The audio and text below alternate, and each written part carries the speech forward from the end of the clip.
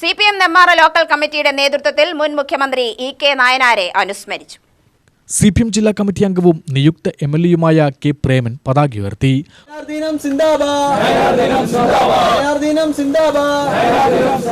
തുടർന്ന് അനുസ്മരണ പൊതുയോഗത്തിൽ ഉദ്ഘാടനവും അദ്ദേഹം നിർവഹിച്ചു. ജനകീയ രാഷ്ട്രീയത്തിന്റെ പ്രതീകമായിരുന്ന നയനാരുടെ ലാളിത്യവും ജനങ്ങളോടുള്ള ആത്മബന്ധവും ഇന്നും നമ്മുടെ പൊതുപ്രവർത്തനങ്ങൾക്ക് പ്രചോദനമാണെന്ന് അദ്ദേഹം പറഞ്ഞു. തൊഴിലാളി വർഗത്തിന്റെ അവകാശങ്ങൾക്കും സാമൂഹ്യനീതിക്കുമായി അദ്ദേഹം നടത്തിയ പോരാട്ടങ്ങൾ പുതുതലമുറയ്ക്കും വഴികാട്ടിയായി തുടരുന്നുവെന്നും K. പ്രേമൻ കൂട്ടിച്ചേർത്തു.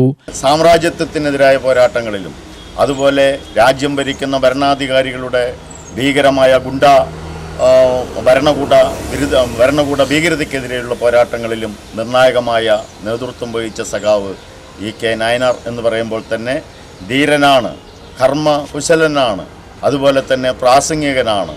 അതുപോലെ കുട്ടികളുടെ ഉൾപ്പെടെ ഏറെ പ്രിയപ്പെട്ട സഖാവ് നായനാരുടെ ഒരു അധ്യായം എന്നത് കേരള ചരിത്രത്തിൽ തൊഴിലാളി വർഗത്തിനും അതുപോലെ തന്നെ ഭരണരംഗത്തും ഒട്ടേറെ മാറ്റങ്ങൾ കൊണ്ടുവന്ന, വിപ്ലവകരമായ മാറ്റങ്ങൾ കൊണ്ടുവന്ന അദ്ദേഹത്തിൻ്റെ വിയോഗം ഈ പ്രസ്ഥാനത്തിനെന്നും തീരാ നഷ്ടം തന്നെയാണ്.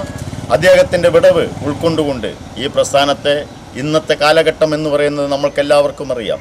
വർഗീയതയുടെ പിടിച്ചുകെട്ടാൻ ആളില്ലാത്ത വളർച്ചയും അതുപോലെ തന്നെ കോർപ്പറേറ്റുകൾ ഈ രാജ്യത്തെ മഹാഭൂരിപക്ഷം വരുന്ന ജനങ്ങളുടെ ജീവിതത്തിന് നേരെ യുദ്ധം പ്രഖ്യാപിക്കുമ്പോഴും ഈ രാജ്യത്തിൻ്റെ അധികാരം എന്നത് കോടീശ്വരന്മാരിലേക്ക് ചുരുങ്ങിപ്പോകുമ്പോഴും അതിനെതിരെയുള്ള സമര പോരാട്ടങ്ങൾക്ക് എന്നും കരുത്തും മൂർച്ചവും പകരുന്നതായിരിക്കും സഖാവ് E.K. നായനാരുടെ ഓർമ്മകൾ എന്നുള്ളത് കൊണ്ട് തന്നെ അദ്ദേഹത്തിൻ്റെ ഉജ്ജ്വലമായ സ്മരണകൾ ഈ പ്രസ്ഥാനത്തെ, തൊഴിലാളി വർഗത്തെ, അതുപോലെ തന്നെ ഈ രാജ്യത്തിന് വേണ്ടിയുള്ള പോരാട്ടങ്ങൾ, സാമ്രാജ്യത്വ വിരുദ്ധ പോരാട്ടങ്ങൾ വളരെ കരുത്തോടുകൂടി മുന്നോട്ട് നയിക്കാൻ നമുക്ക് പ്രചോദനമാകും എന്ന് മാത്രം അഭ്യർത്ഥിച്ചുകൊണ്ട് ഏരിയ കമ്മിറ്റി അംഗം K. നാരായണൻ അധ്യക്ഷനായി.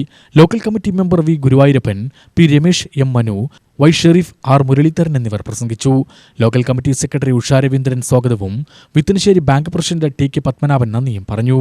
UTV news, Palakkad.